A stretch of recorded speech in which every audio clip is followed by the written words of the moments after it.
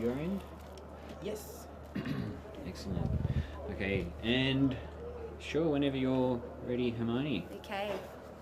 Well, we are in the Bordello room backstage at the 20th Meredith Music Festival, and we are joined by two members of the D3, Warren Ellis. Hello. And Mick Again. Turner. Hello. Now, it's arguable that really no band means more to Meredith Music Festival than the Dirty Three. I know obviously they've got great relationships with lots of bands, but you played in 94, 97 and 2004. How did you get involved with Meredith in the beginning? I don't know actually. I think they just asked us to play. I knew John, who's a nephew of the Nolans. I knew John Nolan. I lived with John at the time, and Hoss and Powder Monkeys were always coming down and playing, and they're like, you should play this festival. And I think we played one of the first few years or something, and probably the third year or something, or the fourth. When did we play? 97 and 2004, and now... No, I think we played in 94 or something. I know we played... Yeah, 94 was the first. 94, I remember kicking somebody at that point. Oh no, really? Yeah. So you'd only been together a year then, yeah? Yeah, well, I think we've probably been together a bit more, a couple of years. When did we form? 1993. That's incorrect. Look, no, it could be Wikipedia. Don't trust Wikipedia. No, I know not to, but it's the... Now, I think we probably formed, 91? No, late 92. When did that first EP came out on... Which EP? The one with Everything's Fucked on it, and...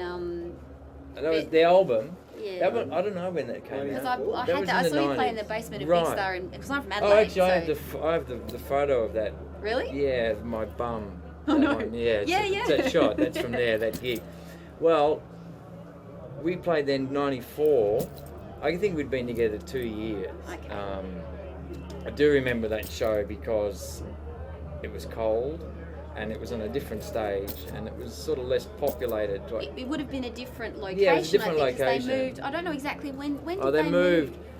But looking at this makes me feel incredibly young. 94. Wow. Anyway, so I think we were just asked to play, you know. I think Matt Hyde or Chris had probably seen us playing somewhere, and I'd heard from the guys from in Hoss and Powder Monkeys that it was a really good festival to do, and with advice like that, you can't go wrong. And do you have fond memories of being part of Meredith in, all these different years that you've played? Well, I think that's actually the reason we came back to play this. I mean, they've asked us a few times, and it's quite a bit hard for us to get back together and over, and it felt like a really good thing to do. I think it's just one of my favourite festivals to play at, this one. It's so kind of still feels like it's been given the same sort of nurturing that it was given in the beginning. There's still the same amount of care that you just don't see. I mean, we play hundreds of festivals and they get to a point where there's just not much point in people caring about them because they get to a size that's beyond care. And this one and All Tomorrow's Parties in England is one of the festivals where you feel that people do actually still care about what's going on, and you just need to open your eyes and look out there and look 5 minutes and you realise that they do care. And you're not being look at that search stage. of your ability to look after yourself as soon as you No, walk it's in. still BYO. I mean, I tell that to people wherever I go. There's this festival that's BYO. I mean, can you believe that still in this day and age? It's like kind of having a slumber party at your mate's house when you're 15. Does it still have that sense of intimacy even now? Because we've got like permanent cabins in the backstage. Well, this bit was a with shock bucket actually, because we were in a caravan last time, an egg-shaped caravan, which was always my dream retirement home, was an egg-shaped caravan, and I thought that my retirement had come earlier. And I was looking at the 4 Michael table, and I think Joel was probably spread-eagled on the table at that point trying to eat a boiled egg, if I remember correctly. It's much nicer now. But someone had decorated it. And there was I thought, this is it, this is where I'm going to retire. Retirement's come earlier, and I come back and you've changed it all, and this is more posh than my house.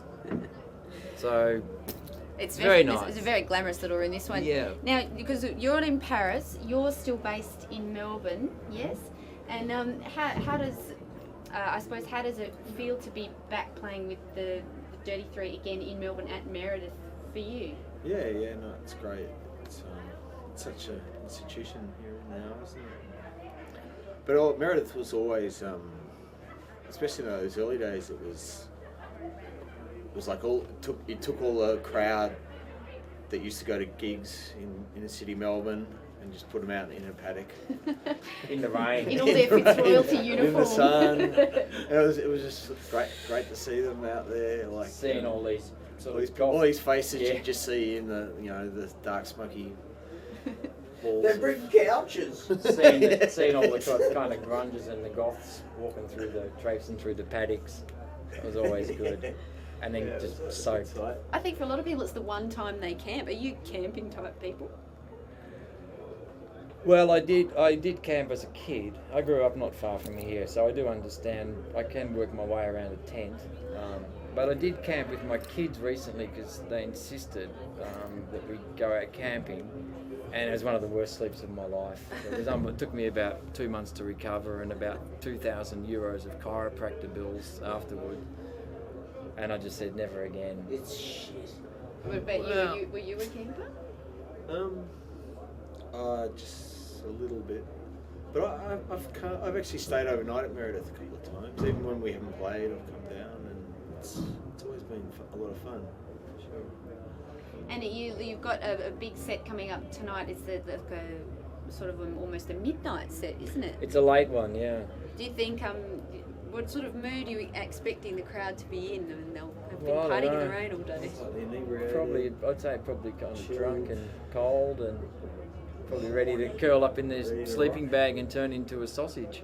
I'd say. Sad and horny. I don't know, it's hard to gauge the mood of people, isn't it? Who Yeah, knows, especially at a live show. Well, maybe if all that LSD that they were handing out at the gate as we were walking in, if that starts kicking in, then all hell might break loose out there. Apparently, a lot of people peaked early, and Rat vs Possum will remain the gig of the Is that right? weekend. Yeah. Well, that's nice to know. We can just go out and play Yeah, for you a can few relax hits and now. relax, and it's all the pressure's off us. We can just go out and Now, I was thinking, Play a few songs. given that you are spread all over the world, one in Paris, one in Melbourne, one in New York, what keeps you coming back to make Dirty 3 when you Oh, know we still when it's a bit enjoy of an it. effort to do? We still like it. We still like making music together, and certainly from my side of things, it offers me an outlet that I don't get with the other stuff that I do. And it's something that we created together and watched it grow up together, and it's like one of those kids you just don't want it to leave home quite yet. So you kind of keep it close and Keep feeding it. yeah, and hopefully, and it'll hang around. But we need to take care of it, and it's good to remind ourselves that as well. But it's I guess it's something that we started together, and it's very unique to us and all the other projects that we're involved in. Certainly from my side of things, I have a different relationship with them than I do with this. This is our baby. Yeah, and you feel the same? For sure, yeah. It's, Such a close. unique band, isn't it? We think so. I think so. We have a lot of fun with it, and it's been a good time. It's kind of slowed down a bit recently, but that's okay. So I think we all have slowed down a bit too. I suppose I've seen Dirty 3 shows in like a record store basement and also in a large outdoor festival environment. Is there a difference in the way that you present a show in a festival environment? Yep, I guess so. I don't know. I mean, It's my job to over-intellectualise things. no. Well, I mean, I always kind of like to go out with the same energy, whether there's one person or 100,000 people. Like I've always it's always been about what's going on stage. So it's always been a bit like a bonus if you get some feedback from it. And in the early days we just used to get things thrown at us, and after a while people started kind of enjoying it. So we've had both ends of the spectrum, and I don't know, I've always gone out to play just for the sake of playing, whether there was one or a million. I mean, hopefully there's a million. Hopefully there'll never be more than the 10,000. Yes, well, God, it's amazing, this roof, isn't it? We've got Jim White in the room. He's being the silent partner of this proceeding. Jim is here. He's just checking out actually our form and seeing if he actually wants to continue hanging around with us after this is all over. And with a festival that's got like a 20-year lifespan, I mean, did you imagine that you would be playing in the first couple and then playing at its 20th No, anniversary? No, never. Be proud of it? Oh, if you put it like that, probably, but don't go telling anybody. No, I'm really I'm really happy that we still continue to function. I'm very happy that I continue to make music. It still surprises me, and if I think about it too much, I don't really want to, because I kind of spook pretty easy about that sort of thing. So I used to take it kind of year at a time, and I still take it a year at a time. And if I've got a year that looks like it's unfolding okay, then I figure I have another year in it. So it's I don't know, I never try to kind of think about it too much. I think that seems to be the way that the festival's unfolded too. Yeah, I mean, it's certainly fantastic to see how it's developed and the fashion that's developed and the care that's taken with it, you know, from the stage to as I've been pointing, the toilet system that they've installed here. Compost toilets and Compost stuff. toilet system. It's just fantastic, it strikes me as it was never about originally this idea of a festival of generating money and all that sort of thing. There was a real care that went into it with the guys that kind of founded it, and that's stayed with it and strengthened them another 20 years, be fantastic. See you at the 40th. That's See you what at the we 40th, yeah, on our Zimmer frames and, getting carried on stage by our roadies will be in Zimmer frames and it's too loud. What? Turning up the earphone. What? It's not loud enough. Yeah.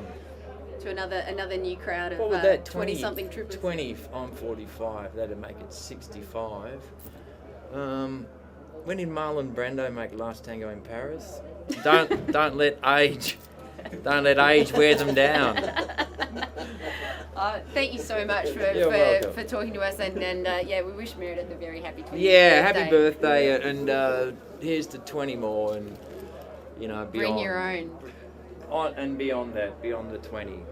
And thanks for having us, Meredith, because it's always great to come back. Cheers.